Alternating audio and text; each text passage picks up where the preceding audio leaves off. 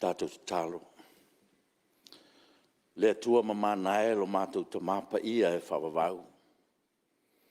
O e lava le tua na e au ina mai le matuni manu au pito ilunga ina ia whapena o na whawai ai o mātou wola, whale ngā o Iesu Keriso lava lea.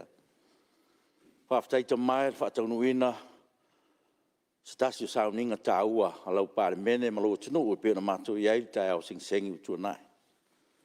U whataunu ia me umata mai o whanonoa manu, alau Palemene malo tunu. A wafo ili nei paia inga lona sfuma le ono, o e whifilia le li e. Whaftai u whataunu lea sauninga tā ua lo mātou ta mā. Whaftai le upo le ola, pēna mana waina le ta mātou ina. Ua mātou langone ina ai, o i mātou lava o le tino Keriso, ne e whapea na whaawawina ai a mātou ngā ruenga, ia te ia malona whina pa ia. O ia lava, o le mātou le manu o pito i lunga, i ne e whapea nao na mātou wola ai. O ia o le mōli, o le whaavae au na mātou wola ai le aso ma le aso. E mesia le whatino ina, o mātou tiute ma ngā ruenga i lo wala wina, o lo Palemene mtaitai o lo tunu ta mai. Whaftai o manuia, lau Palemene atoa. Whaftai fo manuia, tāpo inga si o mātua tunu. Ia, e meise foi, ia, na i ta mām, tina mātutua, e meise le lo le tunu. Whaftai tele ta mā, lo manuia, lātu tāpo inga. Whaftai foi, mātua wheloa i manisi o auna, whitwhilia. O le whainga whitwhilinga, nisi o i tū mālo. Ia, ua lava, ia, tai, te ina le tunu. Ia ma whaatino lo mātua wala uina. Whaftai le tō mālie, ma le toa file mu o whainga whitwhilinga nai nei fo i tū malo. O leo a mātou wheloa iai o luma i lau Palemene nei tai au le li ie. Whaatou ese me whaamaulalo lau Palemene ia te oe. A whailava o mātou se ese i lo mātou whaavae o le tino Keriso ma le mōlie au na mātou savavali ai. Ai meise le whaatino ina o mātou tiute le li ie. Ia whaapale mai te mai e whaamangalo mai i mātou. Ia mātou tofu langona i mātou tai o lo tunu. I lo mātou wala o wina ina whapena o na mātou wola ia te oe Keriso e whaavai ai lo mātou tatanunga mo lo mātou wola whatuatua. Mātou tālo le li ie ia whamanuia le whelo inga ma le nei fo i tufontanga lau Palemene. Wina mai lo ngang pa ia nei a baptiseina i mātou teito tas. Nei a mātou whaia pēa le nei fo tanga. I le ava ma le whaaloalo i lawa fio. Ia e mese lava. Ia toina i loto fina ngalo tai o lo tunu. Lo fina ngalo i nei whapena. O na whaatonu fo lau aia mātou whainga whitwhilinga nei aso le li i ero mātou ta mā. Whamanuia le tāpua inga si o mātou tunu a toa nai ta mām ti nā mātutua. I o foi au e kālesia. Ia lo wanga le leima lau whamanuia le lātou tatalo le li i. Whamanuia foi le urufafo ma le urufale o lo tunu. I nei aso i tiute ma whaiva ma ngā ruenga le li ie. O le mātou tālo lea, e ala lava ia Iesu Keriso, lo mātou li, mo lo mātou whaola. Amene.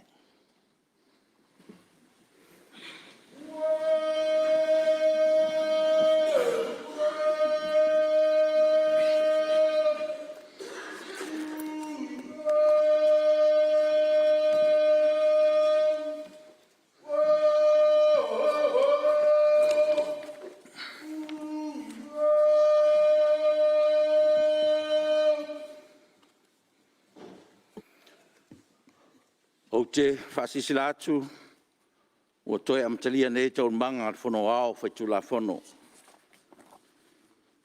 Tusi whaamaonia o le whilwhilia. Tusai mai a inga o whai upu lima suruiva, pui lua o tu la whono whai ngā pālota lua o ta siva.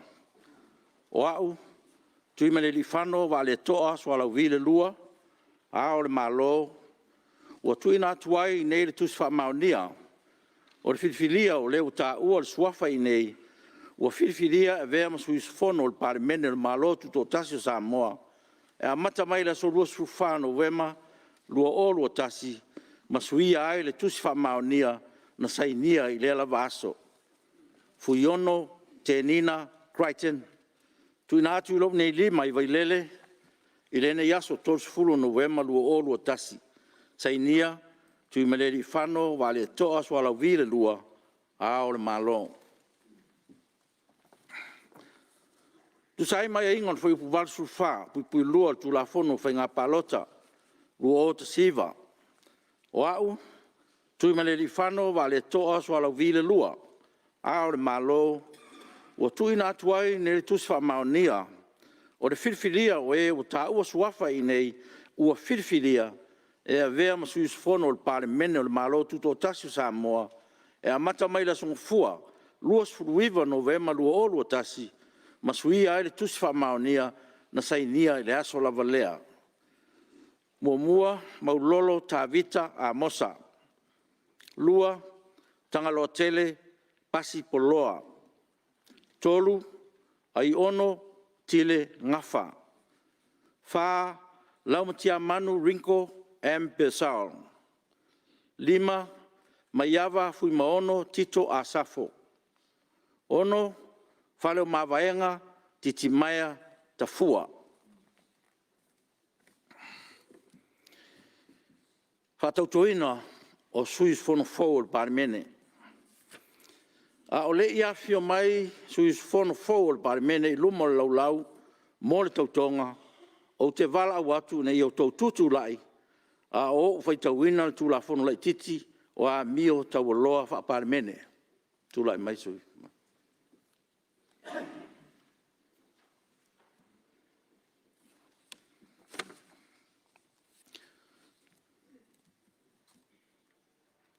O le mtawhai oi patino, o Sui Usufono o le Palemene, o le tausisia lea, o tūlanga au pito I siri, o na maua lunga o winga taualoa. E puipuia, ma whaatu mawina ai le mamalu o le Palemene, ma whai ai tau ma whainga uma, e whaatu mawina ai a inga au tū o le whawai. O ai inga au tū o tā ua, o wha moe tu inai I ta iala, I mani tūlanga I Sui Usufono taitasi o le Palemene, e ta tau o na whaatino ai, o lato tiute, ma mtawhai oi, I se tūlanga to tasi, po o I leo te lenga. O ai inga au tū, mua. Wha maoni I lea tunuu, maoni tangata. O Sui Usufono uma, e ta tau o tau sisia mta upu, o tau tonga o le loto wha maoni, I teimi uma, ma tau sia le mamalu, ma le alo ia o le malo tuto tasi o Samoa. Ana whalaptu tonga, maona tangata. Lua, whaaloalo I tūlafono. E ta tau I Sui Usufono uma, o na tau sia tūlafono Samoa, ma puipuia ai a inga au tū, o lo I tutonu o le whawai.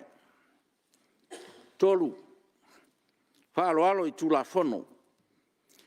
E ta tau I Sui Usufono uma, o na tau sia tūlafono Samoa, ma puipuia ai a inga au tū, o lo I tutonu o le whawai. Tolu, whaaloalo I tangata uma. E ta tau I Sui Usufono uma, o na whaaloalo I se isi Sui Usufono. Tangata lau tele, ma ofisa mautofi, o le malo whapea foi, ma le ngalua I tūlanga mamalu, wha maoni, le whai tu au, ai mai se le ami o tonu I teimi uma. Whatinonga le lei o pule. E ta tau I Sui Usufono uma, ona pui a whaatūlanga lato mta upu tō tino. I whao ngā sos whamtalanga, ma whamtalanga uma, na maua mai o lato tofi whaale malo, ma pui si whaatinoina o so se malosi, po pule na maua mai o lato tofi whaale malo. Mo na o le lei o tangata lau tele. Ma pe a whai tūlai mai, o so se tūlanga tarwhea ngai, ma se tūlanga moni whete na ai a. Pe i tūlanga tau tupe, al Sui Usufono lava ia. Tupe wha tūlafono, po se a ia al Sui Usufono, e ta tau na mana mia, e wha sisila atu, ma le whaia o so se la sang, e ave ese a ise whete na inga, po o le au ai atu i le nā whiutanga inga tau pisinisi. O Sui Usufono uma, o lo umia tofi wha Palemene, o sose tu ainga umana o mia, e usta ia ato o toa ia inga au tū, e pei on whamtalaina i lunga, ma e le tau, i lalo i sose tu langa, o na whaia o sose whai unga, po o le tuina atu se malosi, o sose tu ainga, po le alava, e tu sai se mta upu, o le a maua e Sui Usufono, sose wha o poponga, i ana mea tō tino, po o se wha manuianga, whasalanga. O solia o nei tūlafono le titi, o le a ono tango fia ko miti o tūlanga alo ia, ma mi o tau loa. Po o e pei ona la a fuafuaina e le Palemene. Mor whaatinaina o tautonga, o te wala au atu, i Sui Usufono ina i awhi o mua mai le isto o wha. I le lau mor whaatinaina, o la o tautonga, o na wha muni mai lea, o isi Sui Usufono to tolu. Mua mai, to whaafu iono, te Nina Crichton. A fionga, ai ono, tile ngafa.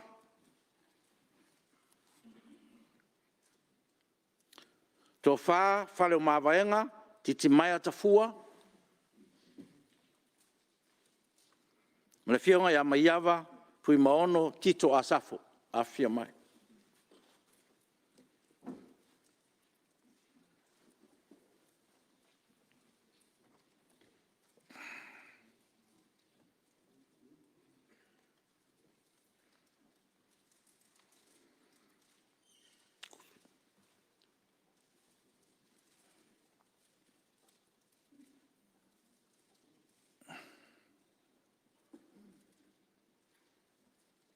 Tu aulunga tu spaia.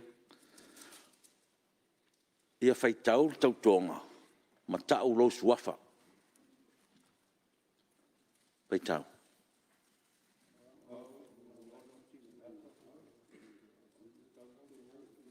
Io tele.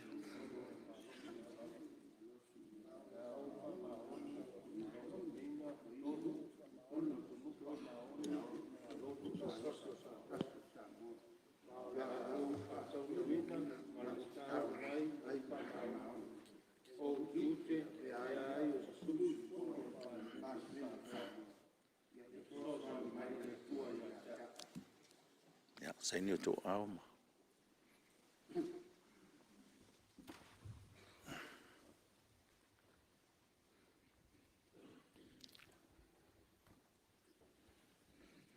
Ja, te ule tu spaia. Fai tau. Ja, a fio tu tonu whanga.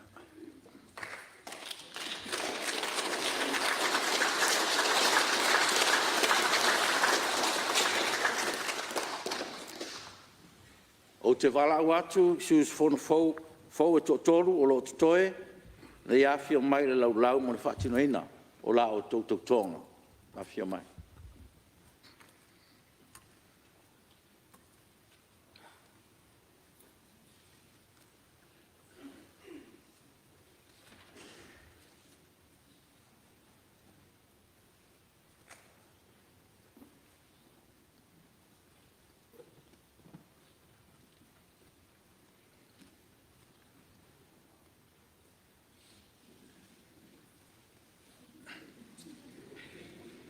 A fio mai.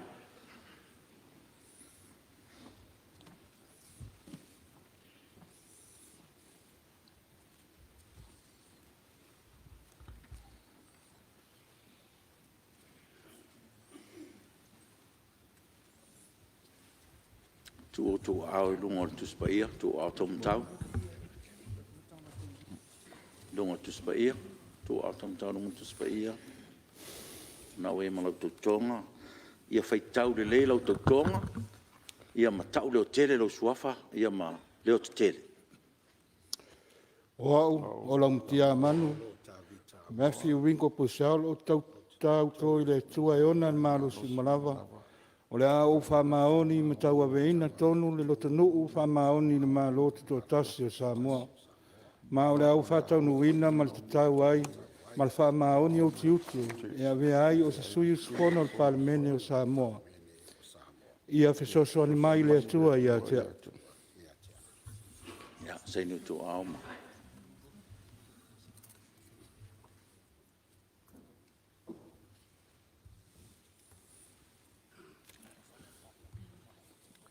Ia, ai tutu spaia, fai tau leima, afofau le tua. Ia.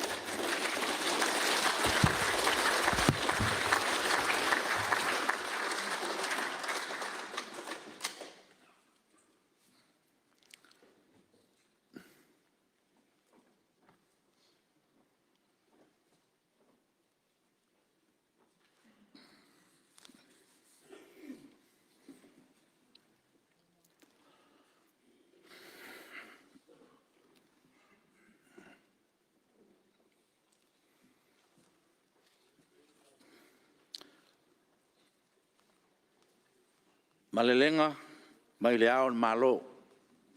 Tusi mo le fongafitalai. Tusai ma le mtau pulima suruiva o le whaavai o le malo tutotasi o Samoa. O tu ina atu nei le mlienga le fona o awhai tu la fono. Na te ilo ina ai tu la fono tau whaofi o whaalia i nei. Mua tu la fono tau whaofi o le whaatauina o tupe whaapopo numero tasi lua o lua tasi, lua o lua lua. Lua, tu la fono tau whaofi o teu teunga, o tu la fono la fonga o tupe maua, lua o lua tasi. Tu ina atu, ilo nei lima, nene yaso sfutolu te sema, lua o lua tasi, sei nia, tu i mele lifano, wa le toa swala vile lua, o le ao le malo.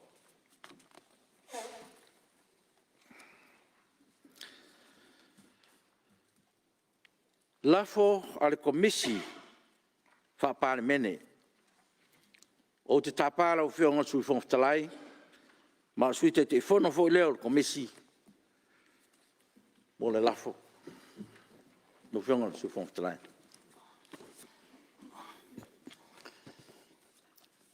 Lau whionga le Usufono Fou. E tu sai ma le tu la fono tu mau se lau fits fulu pui lua. Le pui a, le pui si, ma le pui. I, o te tō lauina le toe whātu langanga o Sui Usufono komiti wha Palemene. E pe ona whautua ina le komisi wha Palemene. Mo le wha maunia le fono au.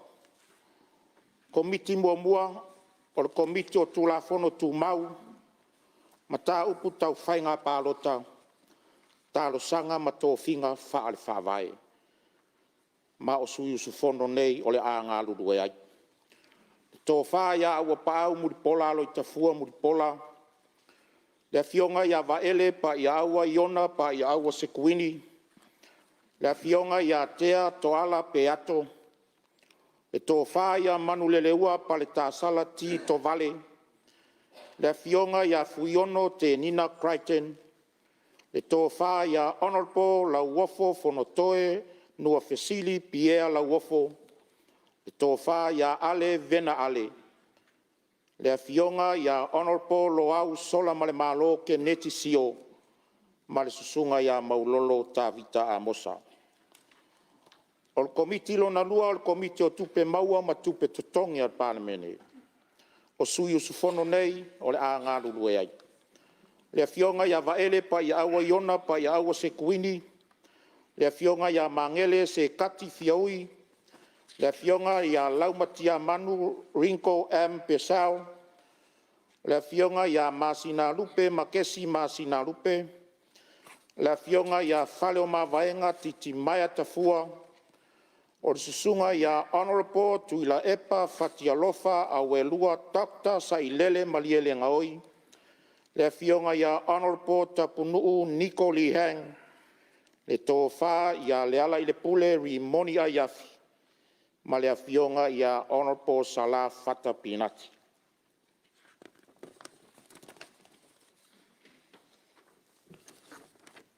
O le komiti tolu wha Palemene o le komiti o le vaenga tau le tamao ainga o Sui Usufono nei o la anga lulu e ai. Le fionga ia ni uava eti El Malolo. le tō whā ia langa aia, tua i tuau, tu funga, le awhionga ia mangele se kati fiaui, le awhionga ia maiava fui maono tito a safu, le awhionga ia tangaloa tele pasi poloa, le awhionga ia fuaava sula i malo a matanga, le awhionga ia honorable lau tafi fio se lafi pesao, le awhionga ia ala ia sa mo e whaawowo, malanga tūtongia i se pulona mua nanu, ma le tō whā ia honorable tu u ana si leo tau. Komiti lo na whā le Palemene o le komiti o le vaenga tau le vā whealo ai, o na Sui Usufono nei. Le awhionga ia lau matia manu rinko pesao, le awhionga ia angaseata vale lio tanu vasa peto, le tō whā ia whesolai a pulu tusi upu tuinga mala, le tō whā ia sewa muli fasi toma, le awhionga ia niu ava eti el malolo, le tō whā ia mau sia osi pue mai, le tō whā ia le nā tai Victor wha fōi tamapua, le tō whā ia honorable whai malo kikas tawas a tau, ma le awhionga ia ai ono tile ngafa. O le komiti mulimuli, e lima ei komiti wha Palemene, o le komiti leo le vaenga o atina SS, o na Sui Usufono nei.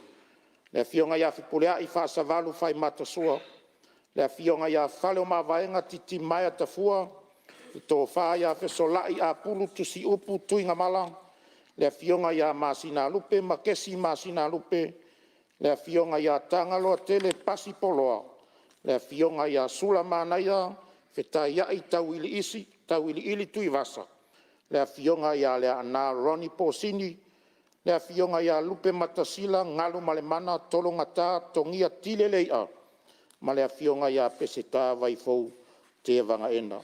Ma lau whalo lava lau awhionga le whonga whitalai. Esi whasisilanga le whonga whitalai.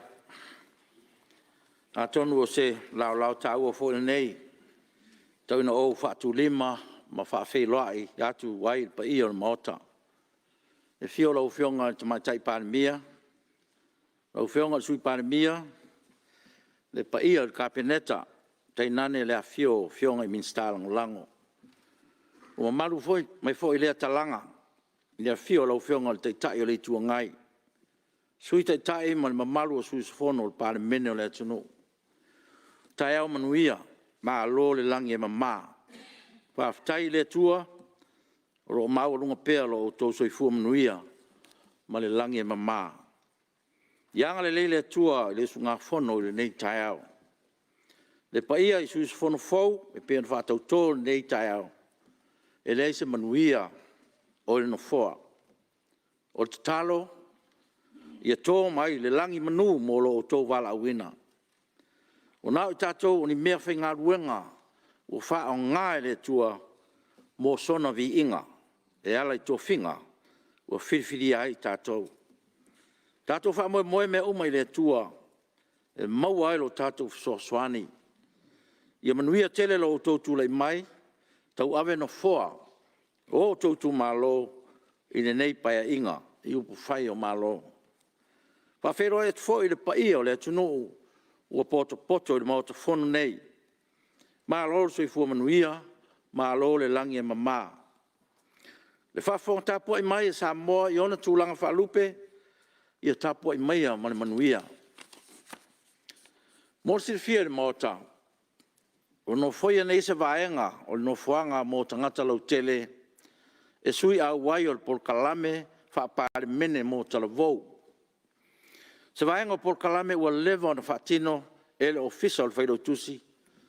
E whai loa tuai mta whai oi ma mga ruenga whai al Palemene i le atunu. E whai lo leo ma sui o nei Palemene e whaafeilo e tuai i lo o tō mamalu.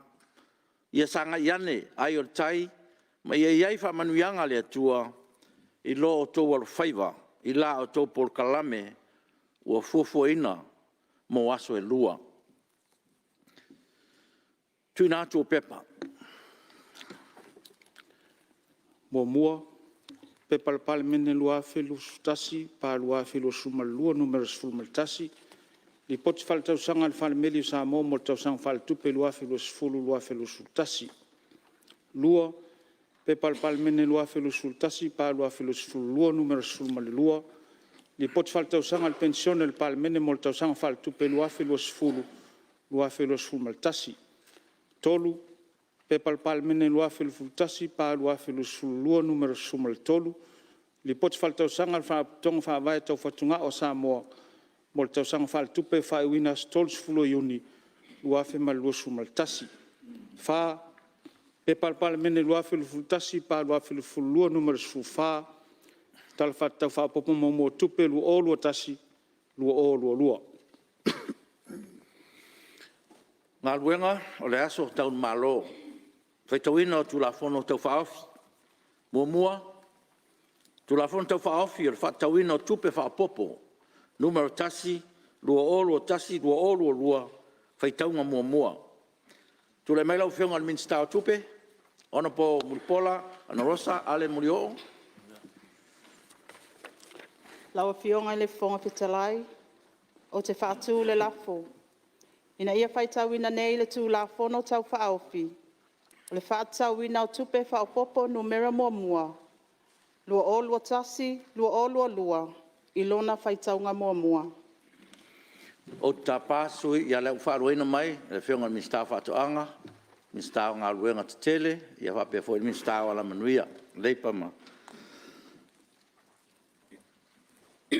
O le psili, o le awhaitawina nei le tūlafon tau whaofi, le whaatawina o tupe whaapopo numero tasi, lua olua tasi, lua olua lua, ilona whaitaunga mua, o e whina ngaro iai sau noa mai le ioe, au ese le ai, ua manu malo le ioe.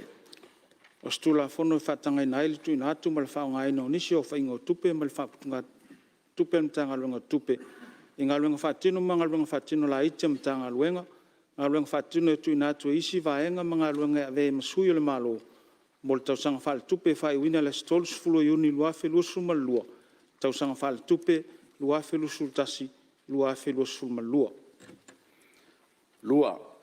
Tara whaatau tupu whaapopo numero tasi, lua olua tasi, lua olua lua, whaatatia i lungo le lau a whono.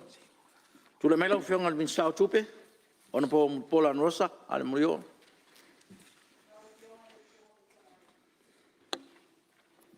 O te whaatatia i lunga lau a whono, le tala whaatau o tupe whaopopo, numera mua. Lua olua tasi, lua olua lua, e tu sai ma tu la whono tu mau. Tolu. Tula fon tau whaofi whaatauino tupe whaapopo numero tasi, lua olua tasi, lua olua lua, lafo mo le whaitaunga whaalua, tula mai lau whionga le minstau tupe. Laua whionga le whonga petalai, o te whaatu le lafo. Ina ia whaitawina nei le tū la whono tau whaofi, le whaatawina o tupe whaopopo numera mua, lua olua tasi, lua olua lua, ilona whaitaunga whaalua. Whaalua ina le whionga le minsta whaatoanga, minsta o ngā luenga tele, ia whapefo ele minsta o te mau ainga mala manuia.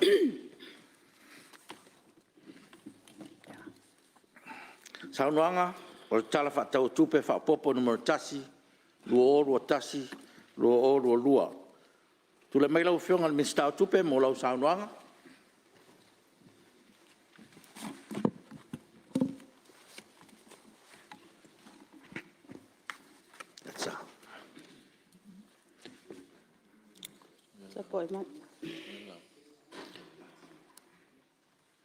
Laua whionga i le whonga whetalai. Masui mamalo le Palemene. Avea ia le nei awanoa, o te whaafeiloa i atu, ma whaatalo whaatuai laua whionga i le whonga whetalai, o le whono awao whaitu la whono Samoa. O te whaatalo whaatufoi, i le awhionga le tamaitai Palemia o Samoa. Le awhionga le sui Palemia, ma le mamalo o minister kapeneta, ma minister langolango. Whaafeiloa i atu, ma whaatalo whaatu i le taitai o le tuangai. O le sui taitai, ma la o tau vaenga whaapufai, whaapea Sui Usufono uma o le Palemene o Samoa. Le tapua inga mamalo le awhionga i le au mamalo le malo, malau masiofo. Ai mai se o le awhionga le sui o le fono o sui tōwhia. Le tapua inga o le awhionga le whaamasina sili, ma le mamalu o le whaamasinonga. O te whaapaa ia te fo'i i le whaafonga tapua i mai, o si o tātou watunu o Samoa o au, i o mamalu wha le tala le lei, mamalu wha le atunu, ma o mamalu wha le malo, tulona ia. E le whaangalo ina fo'i le tapua inga, a o tātou a inga le motu i se sae, a wā tutuila mamanua. Tai nane le tapua i mamao mai le paia ma le mamalo Samoa, o lo alala mpapa au ia tunu e mamao, po o fea lava le tafa le lalolangi, o lo e tapua i mai ai, ma tautua si o tātou watunu ma le malo. O te ofo alofa, ma ofa talo fatu. Ia maalie i lo ngutu upo lau tu la fono. A wae tupu ola ola le tangata mi o tonu. Pe o te sabali fo i le mai leia le whaimanu. O te malu lava i le paolo o lo o fitele. Ua tō ao le fale o le tautai vasa. Ua la lama le vala au o le afa ae. Ai matai le tali uta ata o ngalu fati ma ngalu pue. Ai se i tō whao le whaatama soali inga i a ao le tawola. Ua ngai na tafa mū te whailangi o si ua le whanua. O le a whaaifo i maunga le ngaluenga le aliseu. Ua whaalava fo i le to'o le tula. Ai tali maalie le tapua inga fuesina. O loo tātou whaatalitali atu i le aso na balo ia le evangelia o Ioane. Sai le atua le upu. O le atua fo i le upu. Ma o loo tātou whaatali ai le aso e liutino ai le upu. O ia o le tupu, o le alii, o le whaao malo uma. O le whaipule, o le atua malos, ma le alii o le file mu. Lawa fionga i le fonga petalai. O le mautu whaasolo a Samoa. Pe ata pena le whaasoa ina o lona tamau a inga na mua. E tā pena uma le ulua i se selenga o mea le lei ue ia maua i ona lima. Pe mai le vau, pe mai le sami. Po o manu fele lei fo i o le langi. O na whaapea leo le tala le matai lo na au a inga. Ia wau ma mai maa, ma mea ua maua. O le mea sili, ua tātou whaasoa whelo ai. Whaasoa fe sila whai.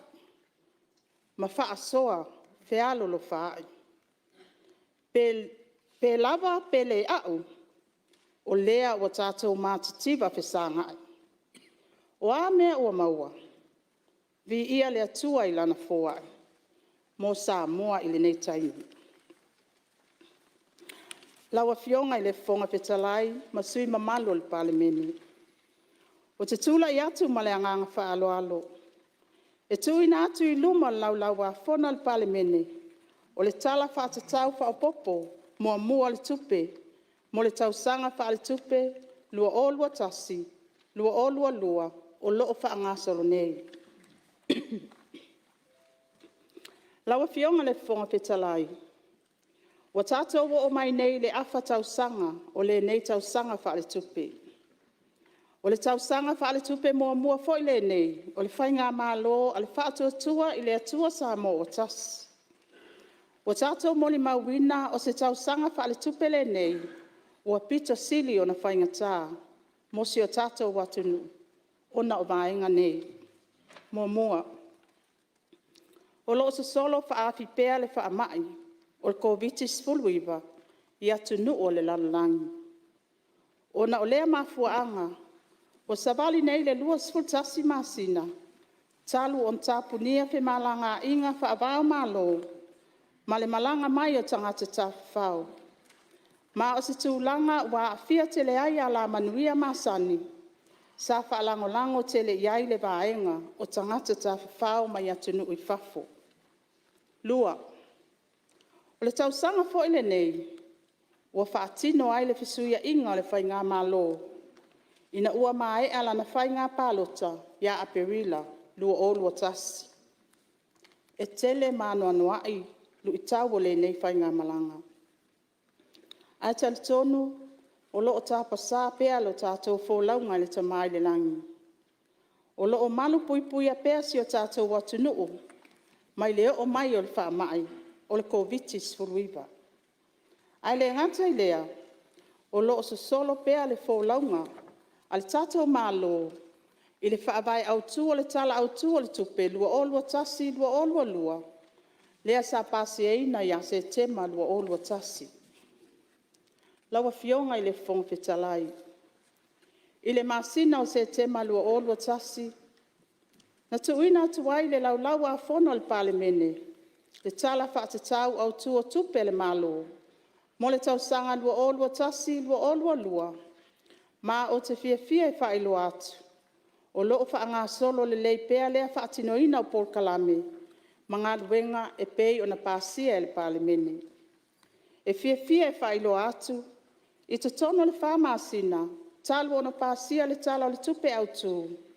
Ua a mata ona whaatino Porkalame sosoani, mo vaenga o lo o afia, ona o le pau o lo iai le tamau ainga, ona o tapu mo le whaamai o le kovitis furuiva.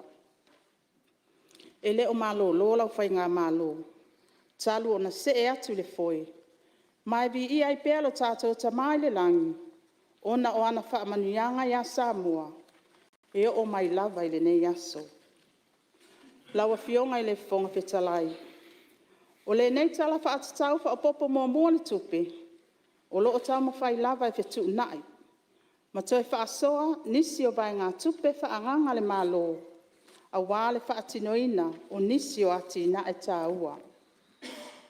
Lawa fionga i le fonga fetalai, o te fia e whailo atu, e ui talo sanga whaapopo le a folasi atu, o lo iai le wha moe moe, o le atu i titia le wha silinga o tupe alwa le malo, na i loa ana tupe maua i lalo le nei tala wha atatau whaapopo mua mua le tupe, mai le lua tesi ma le 5%, i le lua tesi ma le 5% o le tamau ainga.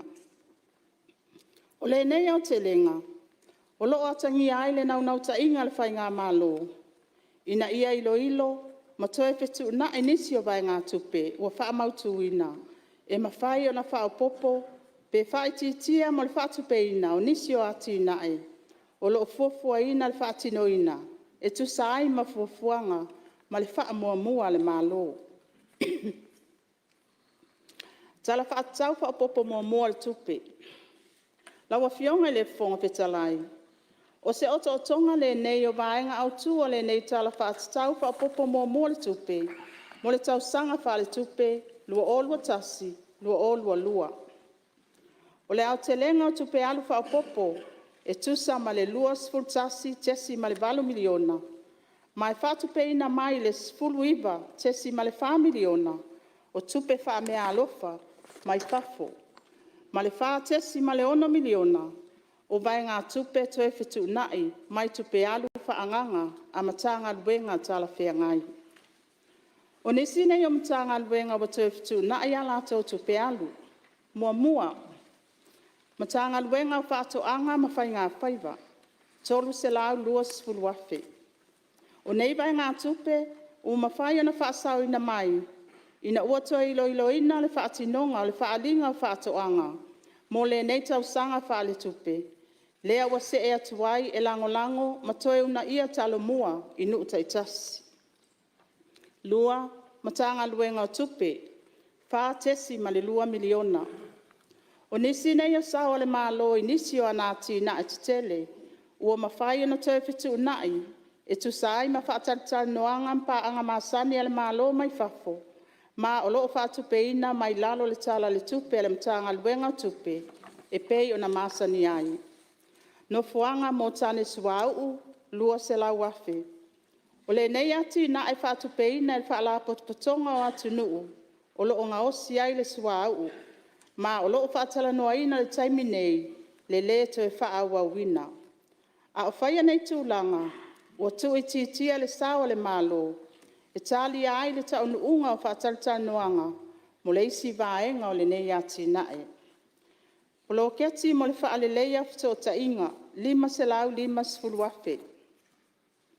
O le sawa le malo mo le nei polo keti, ua tu i titia e fua lea i lunga o ngā luenga, o loo fuafuaina mo masina o loo tutoe o le nei tau sanga wha ale tupe. Tupe whaanganga mo tiute i lunga polo keti al malo, tasi tesi ma le 5 miliona. Tupe whaanganga mo la fonga i lunga polo keti al malo, tasi tesi ma le 1 miliona. O nei tupe whaanganga e fua i lunga le whaatatianga o ngā luenga whaatino fuafuaina, ma ua ilo nei ma toi fitu nai, ma tu i titi ai vai ngā tupe e ono mo omia mo nei tupe alu. Polo keti le ADP mo le whaale leia o le awala 3 selau 5 sfuluafe. Ua fitu nai le nei ati nai, e fua i lunga o ngā luenga i mawhai ona whaatino i te tono le tau sanga whaale tupe nei, ma ua tu i titia nei e tu sai ma por kalame o ngā luenga, ua whata oto nei mo masina o lo tutoe. Tolu, ma tā ngā luenga o puna oa whaale natura ma le siosio manga, fitus fultasi afe. O nei vai ngā tupe mo au nanga lau tele, e lango ina ai vai ngā taitasi le mta ngā luenga, ma ua tu i titia ma toe fitu nai, ina ia mawhai ona whase e atu i le vaenga, o lo tautua ina ai le ofisa, a le fionga le minista, e pei ona masani ai. Wha, o ofisa le fono au whaitu la fono, valus fuluafe. O nei vai ngā tupe, o mawhai ona whaasau ina mai ngā luenga le ofisa le fono, mo por kalame whale awa onga, ma ua whaase e mai, e toi fitu nai a wā nisi o ngā luenga, o lo ave iai le wha mua mua. Laua fionga le fonga petalai. O le a o oto i nā tuloa tupe alu whaopopo, e 2 ma le 4 miliona, ma e au fia ai vaenga nei. Mua, tupe alu whaatu la fono, tasi ma le 1 miliona. O nei vai ngā tupe, e toi whaola ai tupe whaanganga, mo tutongi o sui mamalu uma le palemene, lona sfulfitu, lea sa whaonga e whaatupe ai le tongi ina o sui mamalu uma, a matamai le masina o aperila, ma me o le tausanga whaale tupe ua mawai. Lua, matanga luenga o whaatoanga mwhai ngā whaiva, 3 selau 2 sfuluafe. O le nei au whainga, o le a whaatupe ina ai ni ati na e mapol kalame whaatawa ina le matanga luenga. E au fia ai, le selau 2 sfuluafe mo le poloketi mo le ati na e, o whaatoanga la iti. O nei vai ngā tupe, e wha moe le a whausia ai se whale ngā osi mea ai manu, feed meal, whale le iai le whale nofo ai le au whai ngā luenga, whaatasi ai ma le whale e te wai mea whai ngā luenga. E wha moe a lava le seleni, e wha pipi iai ma se masini, e wha soa ina le eletise. Lua se lau wafe, whale te uoloa. Olo iai le fuafuanga le mtanga luenga, e toi whaale lei a toa, ma whaato tonga le lei le whaale te uoloa i salolonga. A wale ma malu le au whai whaatoanga i salafai. O le nei whale, e ma whai ona tā pena ma teo le lei ai umafua o wha ele leanga, mo le awina atu i atunu i whafo. Tolu, ma tanga luenga o pisinisi ma la manuia, luas fuluafe. O lo whanga solo to ilo ina ele malo, o le whaamatu ina atu o neifso soani mo sosi. Ai mo le taimi nei, o nisi nei o vaenga, o le atu ina atu i aile so soani ele malo. A wale atina e ina o tangata whainga luenga, e au fia ai, Samoa Workers Congress, Samoa Nurses Association, Samoa Seafarers and Maritime Association, ma le Public Service Association. Wha, matanga luenga o tupe, wha tesi ma le 3 miliona. Fitu afe mo le fetuna inga o totongi o nisi o le au whainga luenga. E tu sai ma le wha maoninga le pisasi, e iai nisi awa noa whainga luenga o fisa le matanga luenga. Ua fetuna i nei totongi, ina ia o ngatasi matiute, ma ngā luenga o loo whaatinoina i le taimile nei. Valu se lau tolu sifulu afe, lisi mo le fale o loo whaangaina, mo le whaatauina o loa tau whaatoanga i ota huhu i New Zealand. O nei vai ngā tupe, e tutongi na aile vai ngā tupe al whaalapo tuputonga whaalabilave tupu whaafuasei, po le ACC, mo le whaatauina le whanua i ota huhu i New Zealand, lea o loo whaatinoina le whaatauina mo fua whaeleleanga au ina atu mai Samoa. O le toi tutongi ina atu o le ACC, o loo whaatinoina whaalisi, ma o loo tutongi ta i masina. O nei vai ngā tupe, o loo au fia ai masina o tausanga whale tupe, ua tuanai, i totonu o nei vai ngā tupe, e tu sai male malienga na sainia male ACC. Se lau 5 afe, por kalame mo le atina e ina o whaalapo tuputonga manu. Tolu tesi male tasi miliona, por kalame mo le atina e o wafu. Se lau 5 afe, por kalame so soani le ADP, a wale wha amalusia o tui pui pui. O nei vai ngā tupe, o le sawa le māloi polo keti nei, e tu sai mataunu unga o whātaltanoanga, sa whātinoina ma pāanga māsani ale mālo. 5 afe, maintenance fees for Commonwealth Secretariat Debt Management. O le nei vai ngā tupe, o se tupe te tongi fua pauina i lunga por kalame, o loo fesoasoani ai i le mataituina o nono ngā tupe ma ai tā lafo le mālo. 5. Matanga luenga le vai fafo ma fe whaataua inga. 5 se lau 10 afe. 3 se lau 20 afe mo ta avale mo mālo whaaloalungia. O nei ta avale, sa wha moe whaatupeina ma le tala whaatatau whaopopolo na lua le tupe, lua tasi, ai peitai, taluai le tuai o na tau au fia le fontanga le Palemene, na whaapawhala i loa le tala whaopopolo na lua, ai tā pena le lei na o le tala whaatatau au tū lua tasi lua. O nei tā vale, e wha moe te umalu, ma wawa ai le lei le mtanga luenga, a wāni tali ngā mālo ale mālo Samoa, mō mālo whaaloalongia mai isi atunuu, e au fia ai tai o mālo, ma whaaululunga o whaalapo tupatonga ese ale lalulangi. 10 afe o awanoa whainga luenga, mo se kalaka lo ia le mtanga luenga.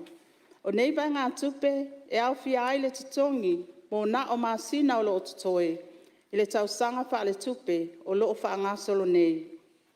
Se lau walu 10 afe, mo le whailau tusi mua, i le official mālo Samoa i Canberra, Australia. E wha moe o se aso lata mai, o le a matata pena ai le ua tōwhia i le nei avanoa, ma o vai ngā tupe u whātatau wina, o le a soani i le wha mautu wina o le sui o Samoa, malona a inga i le ofisa le mālo i Canberra, Australia. Ono, matanga luenga puna oa wha le natura ma le sio manga, wha se lau iwa 10 afe. O nei vai ngā tupe o le ato e whaawai na ai le ofisa mo le awhionga le minista, le asai lalo le waawaiinga le awhionga le palemia, ma o loo au fia ai tutongi le au whai ngā luenga whaatino, ma le whaatauina o aseta, e mo o mia a wale whaatino ina o ngā luenga, a le au whai ngā luenga le minista. 7. Matanga luenga leo, wha se lau walu 10 afe. O nei vai ngā tupe, e wha moe o le a whausia ina ai te pā, e si o mamalu ai le whanua, o loo fofua ina mo le ofisa tututonu, a le matanga luenga i salolonga. Valu, matanga luenga o ngā luenga, pe la wa inga maati ina ati tele, wha tesi malitasi miliona. Se la wafe ngā luenga, e ave ai masui o le malo, street addressing. O le neipolo keti mo le wha ingoa ina o awala, ma le wha numera ina o maota i le atunuu. O loo wha ngā soropea, ma e au fia ai ni tangata whai ngā luenga, ma ni masini wha apitoa, e wha atino ai ngā luenga le mta ngā luenga. 2 miliona ngā luenga wha atino tu ina atu i isi vaenga, po le Community Service Application, pu lenga le suavai. O nei vai ngā tupe, tu ina atu pu lenga le suavai, E fesoso ani ai le whaatinoina o nisi o ngā luenga whaupopo. Mo le taina o le suawai mo nisi o nuu malala whangai tua. E le mawhai e le pūlenga na whaatupeina atoa. Mai mana o mia ai le fesoso ani e le malo. 2 miliona ngā luenga whaatino tu ina atu isi vaenga po le CSO. Pūlenga o malusianga tau ele tise. O le neipa ngā tupe. O le atu ina atu e fesoso ani ai nisi o atu ina e fofuaina le pūlenga o malusianga tau ele tise. Ina ia whao atu le ele tise. Inisi o nuu mafioanga. E le mawhai o na whaatupeina atoa le pūlenga.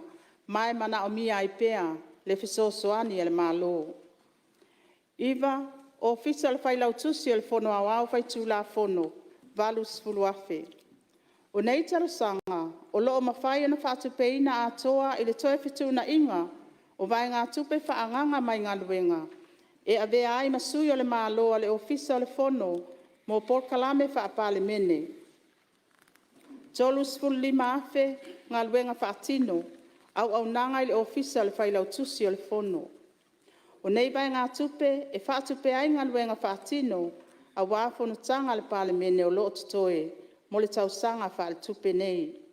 O nei tupe whaatitau wina i tausanga taitasi. E fua lava i lunga le umi o fono tanga le Palemene. Whaatasi ai matulanga i ono mo o mia.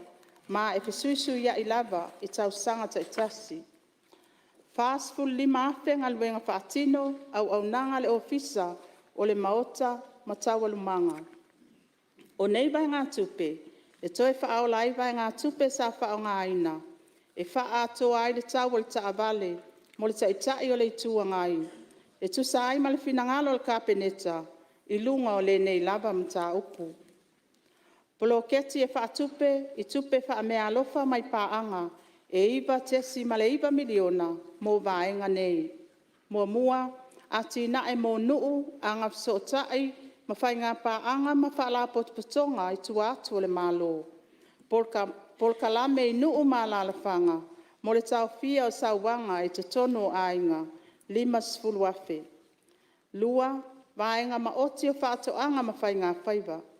Polka lame mo le malo pui pui o i tu ainga niu, o loo whaavaina i le lisi o la au pui pui al Pasifika, 2 afe. Polka lame mo le pui pui mo le toe tuto ina o niu, a wale so i fua manuia i te tono al Pasifika, 5 afe.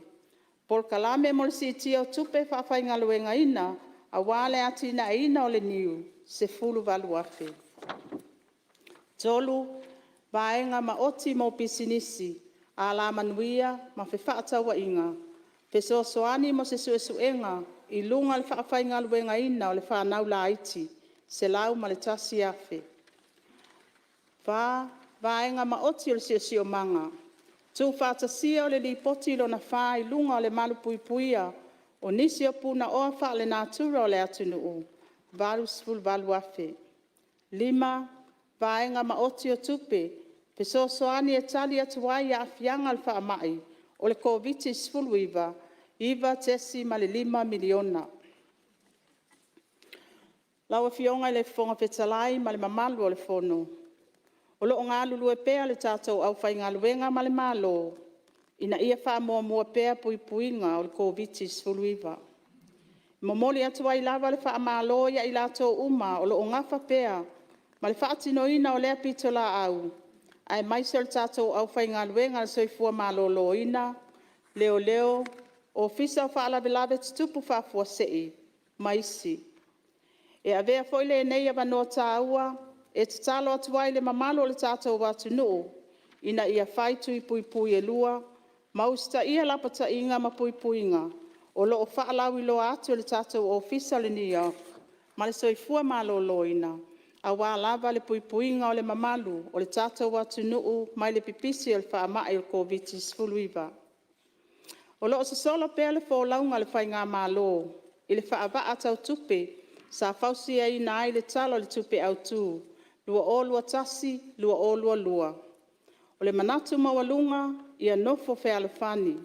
Saunga le mū, maola sa oloto tangata uma. Ai maise o le fuafuanga, ina ia ati na e nuu mafioanga. Ai le ngata I lea, ia whaasoasoa te tau le te mau a ingo le tātou mālo. A wāle soifua manuia o tangata anu o Samoa e a mata atu nei, tae au, male lumanai. Laua fionga I le fonga fetalai, whaapea Sui Usufono le Palemene. A vea o e whai masui o le mālo, e momoli atuai mo o ngā alofa, ma whaamanuianga I laua fionga I le fonga fetalai. Le mamalo le Palemene nei, ai mai se le tapua inga Samoa. Ia folau pea Samoa le va au manu, fuli fao le va au mala, tātou to ai tau nuu, ma wha feilo ai atu ke risi masi fia fia, ma se tau sanga fau manuia, soifua.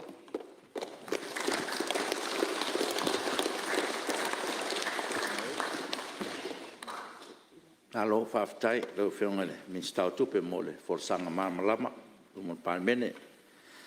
Sai ma le tulafon tu mau, tasi tolu tolu, o le atolo po fe la flofo inga, I tulafon tau wha ofi. O le whatauina, o tupe wha popo numero tasi, lua olua tasi, lua olua lua, e lei titi ifo le sufa aso. A tu ina atu, le tal whatau tupe wha popo numero tasi, lua olua tasi, lua olua lua, mo le ilo longa al komiti o tupe maua, ma tupe totongi, ma toi le ipoti mai il fono au, I le fontanga o lumanai. Fa tulafon to fa ofi o te teunga o tulafon o lafonga tupe maua lua oro tasi fai taunga mua tula mai lau fionga minsta tiute ma tupe maua ona po tuala te vanga Josefo Ponfacio o fionga le fonga fitalai o te fatu de lafo na ia fai tauina nei le tulafon o tau fa ofi o teunga o tulafon o lafonga o tupe maua lua oro tasi I lona fai taunga mua Faluaina le fionga le minsta fatoanga, minsta ngaluenga tele, minsta fo businessi mala manuia. Sili, pra fai tauina ne tulafon tau whaofi o teu teunga o tulafon o lafonga o tupe maua, luolo tasi lon fai taunga mua, o e fina ngalo iai sa unoma li ioe, au ese le ai, ua manu malo le ioe. O se tulafono I teu wali tulafono o lafonga o tupe mau luafe se fulma lua tulafono au tu.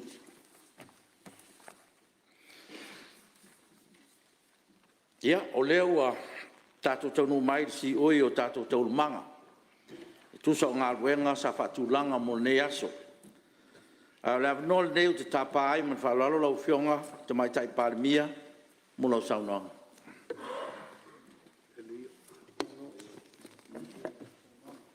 Lau fionga I fionga te lai. E tule atua e isi te mai ta upule o te tana noai pe leo le avnole nei pe se mai ale saunanga matai Palemia. Mai mta upo au te whialanga. Ia, taruai e lo iei a ngā ruenga mo nei aso, wha malua toi lau whionga te te le tuangai. Ia, a whai se mta upu mo tulafono pe nei luma nei o Palemene. Ia, o le o iei tātua manoa, I le toi tolpoina mo le si tātua fontanga. Nei o mta upo te tule tuai. E fi whaisina upa malo. Sui ana whatautone. Ia, sei mai al saunoanga al Palemia, ia, tu natu lea mo lo avanoa. Tau whionga tu matai Palemia.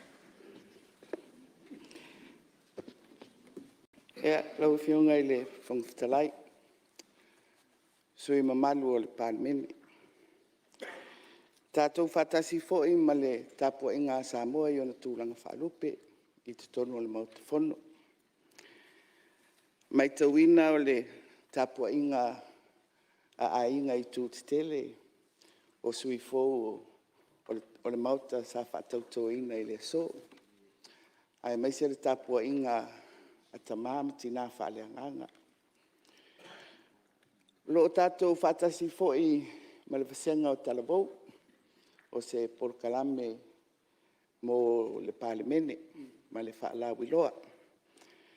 Ia tūlanga masani fo'i o le tapua inga le au whinga duenga le malo o lo tua iai le whinga malo I le whatinoina o tiute ma whiau. O moli atu le wha malo ma le whawhitai i lau fionga i le whangawhitalai. Ona o lea ua mai tau, ua mai anga duenga o le aso. Mai o te manatu o le tau au fianga muli muli fo i lea o le Palemene mo le nei tau sanga. Mai mawai le avanoa e mua i pi ia mai i tapo inga matalo sanga.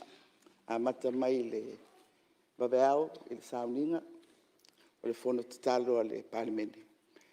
Ia whapea fo i le talo sanga saunia i lau fionga i le tau au fianga o le nei tai au.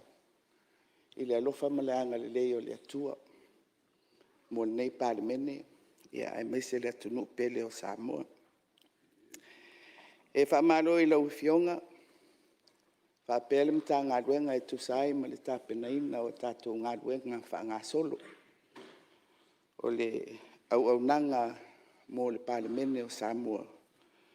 Ia, o le foi ua mwhai o na whatino se tasi o sauninga tāua o le whatautua ina o nisi o Sui Fou i le mai atu whainga pālota la iti. Ai au foi o na toe wha solo i tua se vaai i le tau au fianga a mata o le reipa inga sifurfitu i le masina o se tema. Ia, man ngā ruenga sa whatino o le tala autu o le tupe. Awa o le nā lava e pei foi o na whaupopo ina i le tala whaupopo le nei tai au. Ia, o le mau ainga lava e tua ia i le malo i le na whasoa ma le whatinonga o ana ngā ruenga. Mai e le titi le nganga whaftai i lau fionga i le whangawhitalai le whatautenga o mta upu mga ruenga a le Palemene. O te fia whaise upu whapitoa e whaftai ai le tāpenanga o le whono tatalo mua o le pae inga le nei. E peo na sa tātou awai i le nei tai au fou. Mai o te manatu o se taiala tāua fo i lea i le whiau fola o le nei tai au ma le whiau. O leo lo whapea mai. Atia e ina o le tino whaauau le ngā ruenga. O te manatu lau e fionga le whangwhitalai mana mamalu o le Palemene. Mai tātou uma ua poto i le nei tai au. Ua lava tā oso ai le nei Palemene i le whiau mō lona wala auina. Awa upu whai ma pūlenga whaare malo. Le tātou whaau auina i nei o tātou tūpulanga. Ia ai maise le pae inga sifulu fitu o le Palemene. Le tātou tau aveina o le whainga malo tūto tasi o Samoa. Na whaavae e o tautua a ma o tātou mātua. E fia whaise upu whapitoa e pi iama fo i saunoanga i lau fionga. E whawheiloa ia tuai ia fionga ia li whaipule sa whatautoa ina i nei tai au. Le tō whaia fuiono, le tō whaia maulolo, le fionga ia tangalo tele, le sunga ia ai ono, le fionga ia laumatia manu, lau fionga mai ava fui maono, ia whapea lau tō whale o mawai. Whaatalo whatu, whaafitai le alofo le atua, wa tau lau o le whaamoemoe, ia ma ua whaupopo mai ai pou o le maota o Samoa, sa o tātou talitalia. Malo le tau, malo le finau, mai tau wala atu fo i au tō fionga le whaamalo i au tautu malo, i le whaatino ina o le tiute, o le whaia lea o le whiriwhiringa, mō sui o le Palemene o Samoa. Sa ngai e ina ia ai o tai, ia manuia lo tōtu lai mai. Ia whaatamau a inga ina le tō whaama le uta e le atua. A waso tō sao mō upu whai o Samoa. Ia o te manatu lau e fionga I le fonga fitalai. Ua whata oto nisi o ngā ruenga e whaaua wai. Ia le tātou Paul Kalame o ngā ruenga mo le Palemene. E pei ona saunoa I ai le tamaitai minista o tupe. Ma o whapena ona wha solo atu I le komiti. O lea fo I ua whataatia I lona whaitaunga mua. Ia le tūlafono te unga o la fonga. Mai o te manatu lau fionga le fonga fitalai. Ia, momoli atu ia, le nei maota, le Palemene lona sfole fitu, I le nātau sanga fou I le langi mamā, ma le soifua le lei. Ai vere iel nei ava noa e whai o tuai sa mātou whaamitalanga. E momoli atu ai ia mo ngā lofa. Whaamanuianga. Awase ke lisi masi file mu ma le fia. Ai mai se o se tau sanga fou. Manuia. Ia manuia lau fionga malmauta. Manuia le tapua inga o tātou whaatasi nei aso. Soifua.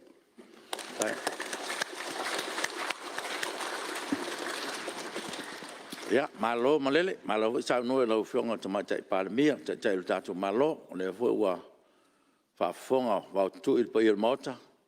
Ia, o le ua whaamanuia foi I tātou sui ua Palemene, ia ua foi o nanga I le tunu, e ala le to whaipule le Palemene. Ia le fo whaamanuia le mota, ia me se fo le tātou walo atu I aso fia.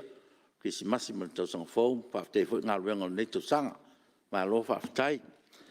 Ia, o le no le lau fionga le te tele tua ngai, ia, o e fo te mamatua le mota, mo mia foi sau noanga wha mawhanwhana. I le nei aso, e mai se foi, o uso ua auto wa mai, te tonu foi ua mawhato tonga, se au o le tala le nei aso. Ia, te tonu foi, ia, o le a whamoe atu, ia, I lau fionga te mamatua foi le mota, lau fionga te tele tua ngai, ia, ina ia whaala I au atili tātou aso, mana ngang whaaloa. Au te manatu lau fionga le fonga o le saunoanga le fionga le Palemene. O le saunoanga le motanei. E momoli ai le whamalo le ngate lau fionga pe foi le mota. Ia ai pena foi tapo inga Samoa. A matatu ia malu le malo sui tofia. Ia pe foi le taftolu fe fatau ngai tapo inga ia inga malatu tama foi mai. Tu momo pole tu au malataua inga le tai mal ba fonti va pe foi le fanono nga manu ala u fenga le pa ia le tua tena le foi tapo inga tato uso I Amerika Samoa ele Covansili marana kapeneta mal malo o malu fasino falang fulu le no fo mapu ia fa foi fatu el motu to o fala ula mo pul mo tele ia io samo sifo tato wa tas o le wat fai ule tato fontanga ma vo le saunanga fa mania le fionga il Palemene tato te a wa fatas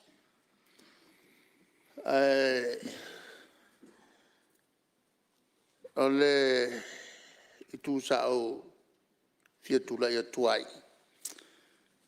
e fate selvanga lea tatu tele io mai upu fai io se fa malo fa pitoa ale nei foi vanga a me se un leo te tai le tuolo ngai le malo I tatu sui o Palemene e whainga panota la iti se e na mawai atu nei.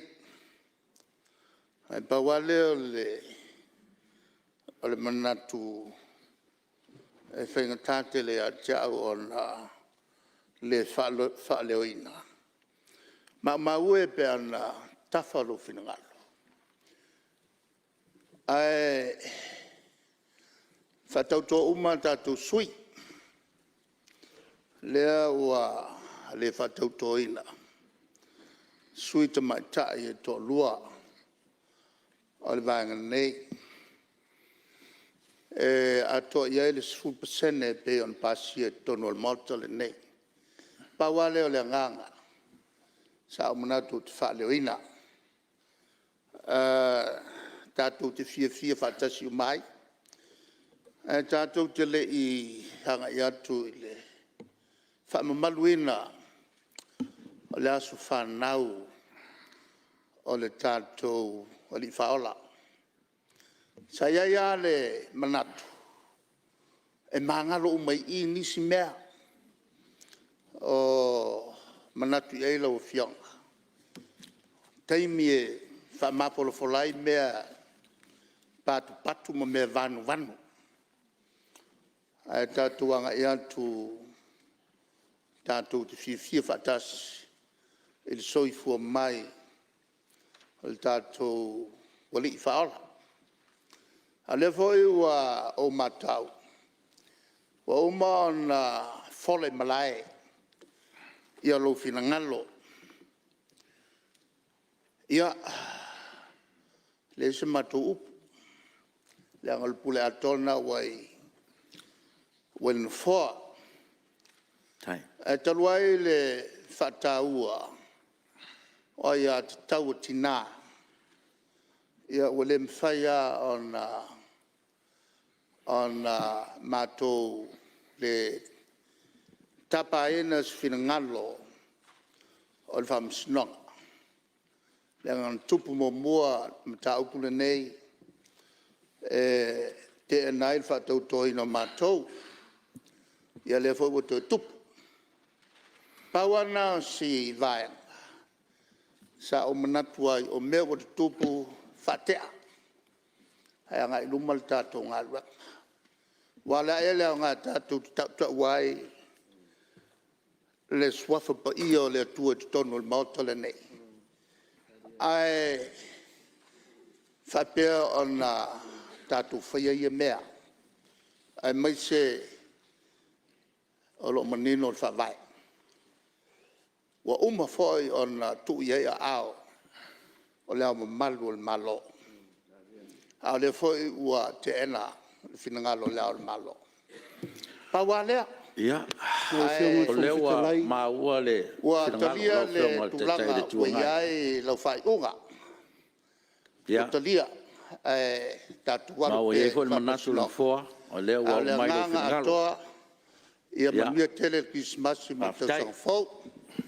Tatu waru fai wa samena. Al whanau mai o le tatu wali. Ia soi fua mai manuia.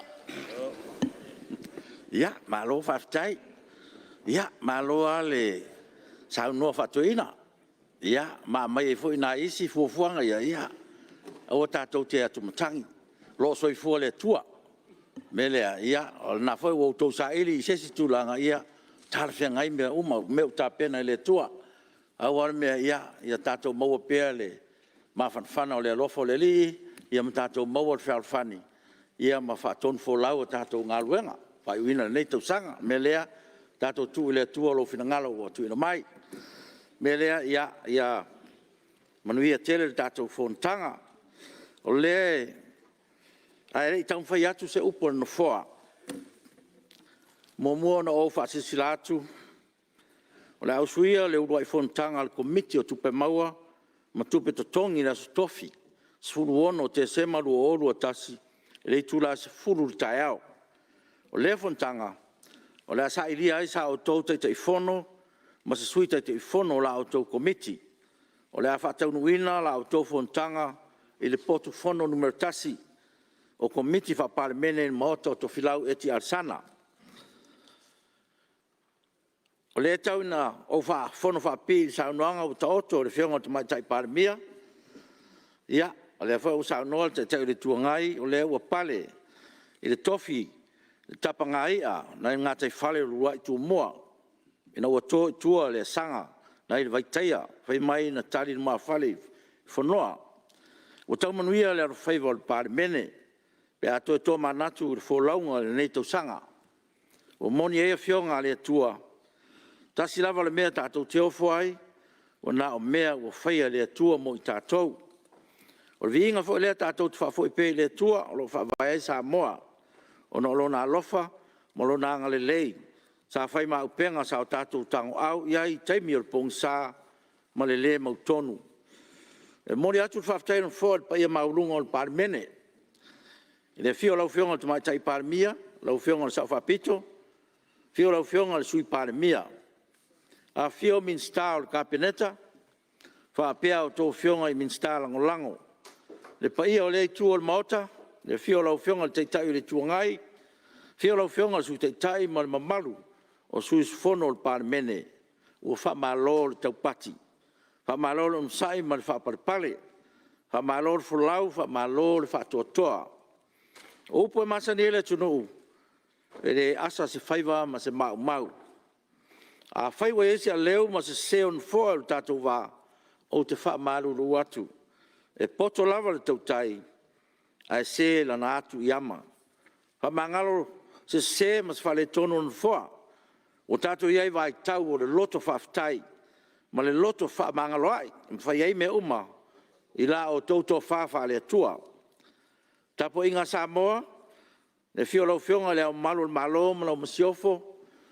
Sui Usufono Sui tofia ma lau wharatua. Whamsin sili ma le mamalu o le whamsinonga. Tapo inga i whaurulunga i kāle sia kemsan uma i Samoa, whapea le au whainga ruenga whauina o le tala le lei.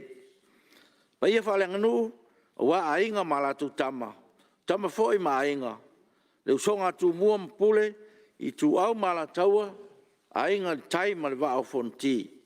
E te nane le tapo inga mau ina i o tato uso le motu sae, i ona tūlanga whalangia, ua whamalo te talo, whaftai tāpuai, a o alo whaiva lau Palemene nei tau sanga.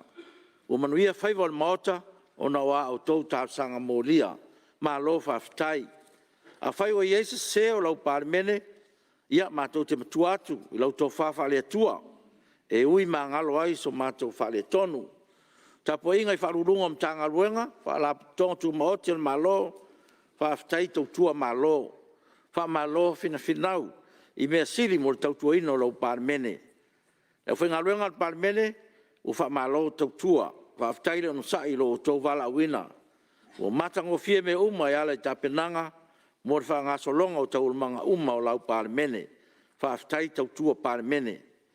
Mo mtanga ruenga whalaputonga uma o tau tua ino al Palemene, i ana tau afianga, tanga ruenga leo leo, le tine mu, le soifua maloloina, le 2AP, ma so se au nanga, sa fitai tinga, i tau tua ino le Palemene, whaftai, ma ua wha malo le tau tua.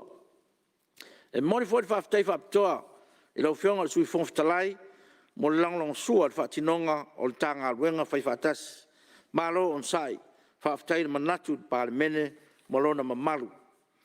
Ua tato iai le tau whaiwiu o ngā ruenga o nei tu sanga. O mo ngā lofa o nfoa ma whamanuianga i le alo atu, i le whaafeilo ai atu o le pepe o le Krisimasi. A lofa ngia le atua, i o tau whai maua se Krisimasi fia fia, ma se tau sang fō manuia, so i fua. Le mamalu o le Palemene, ua tā pena, e le tātu official tau mawhtanga mo le Palemene, tau rungai ngā ruenga o nei tu sanga e mese, o le alo atu mo whainga marolonga mo le Krisimasi ma le tau sang fōu. E tātou te rei tolpō, o tāsang atu i lau whionga Sui Usufono Fou, sa unia se tātou te talo, whaai ua le tātou whono. Lau whionga Sui Usufono Fou. Whaftai lau whionga le Usufono Fou, ia ai le isa unia se te talo. E tālo sang atu pe mawhainga tō mai se tātou pe se tātou te vivi ia i le li.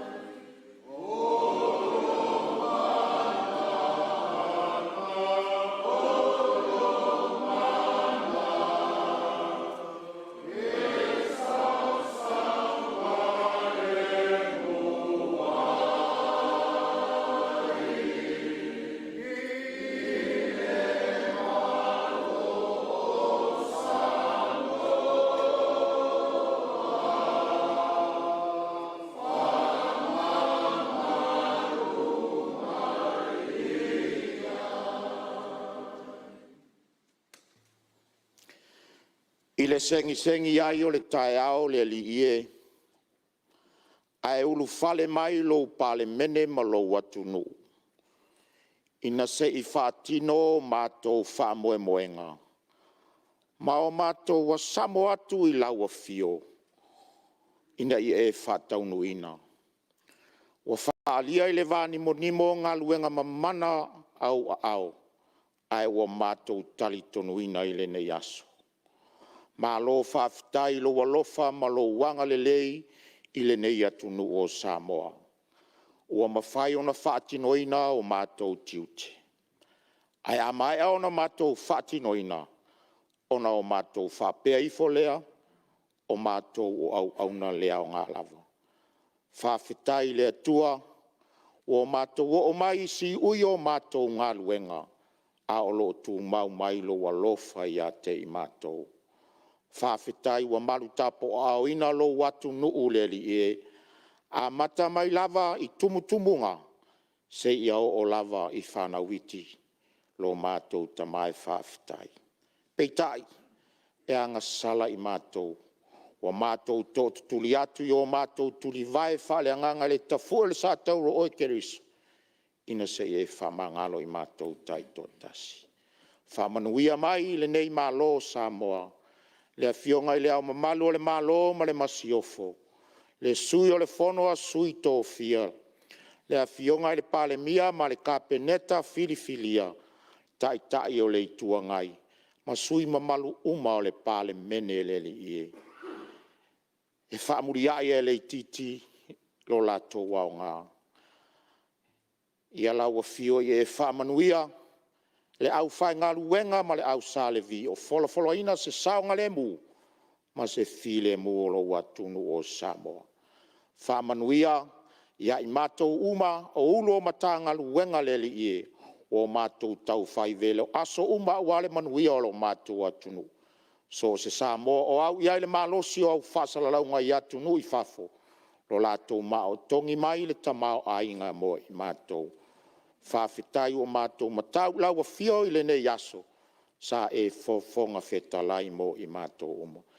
A watu le soifua lo Palemene ma lo watunu ulo mātou whamanatu ina o le soifua mai o le pepe o le kirisi masi. Ma se tausanga fau mua, ina ia whataunu ina lo mātou walauina. Ono le suafa manu malo oie I sule li I marifaolo, wa mātou wole mwalau atuai. Amen.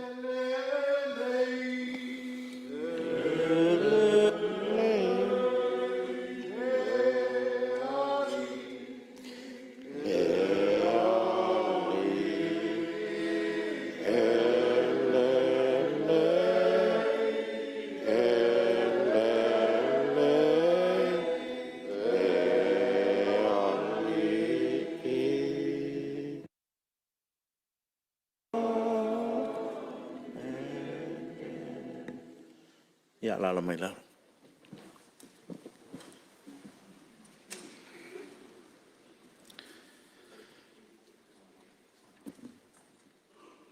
O te whasisilatu, o tolpo nei tau manga al whono au whaitu la whono, se iau ria le tu la e iwa tol sifuru, I le tae au le so lua, sifuru ma le valo I Januari, lua o lua, whaftai.